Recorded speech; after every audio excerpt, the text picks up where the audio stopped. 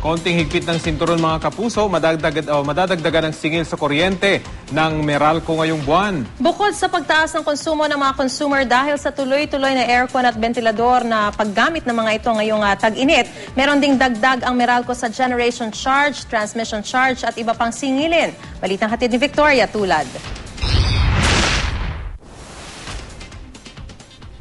Sa pagsipa ng demand para sa kuryente sa pagsisimula ng tag-init, mismong Meralco na ang nagsabi, asahan ng tataas ang babayarang bill ng kanilang mga customer ngayong buwan. Yes, typically, if habang tumataas yung konsumo ng kuryente, kinakailangan ng patakbuhin yung mga ibang planta na mas mahal.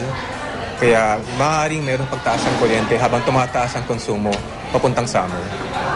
Kaya ang pagtaas ng konsumo sa kuryente ng bawat consumer, sasabayan pa ng dagdag generation charge na 20 sentimo kada kilowatt hour. Ito hong increase na ito,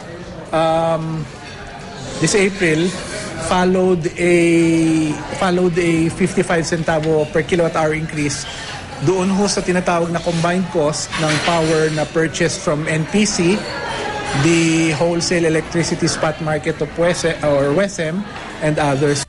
Bukod dyan, tataas din ng 1 sentimo kada kilowatt hour ang kanilang transmission charge at 6 na sentimo naman sa iba pang singilin. Sumatotal, 27 sentimo kada kilowatt hour ang dagdag singil ng Meralco ngayong Abril.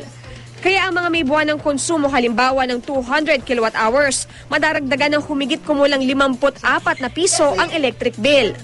Dagdag bayarin yan sa mga tulad ni Aling Viola na nitong Marso lang ay mahigit 5,000 piso na ang electric bill. Pero sa tindi ng init, hindi lang ventilador kundi pati aircon daw ang magdamag ng bukas. Pagka ganitong summer, wala kang magagawa. Kailangan mong gamitin lahat ang electric fan.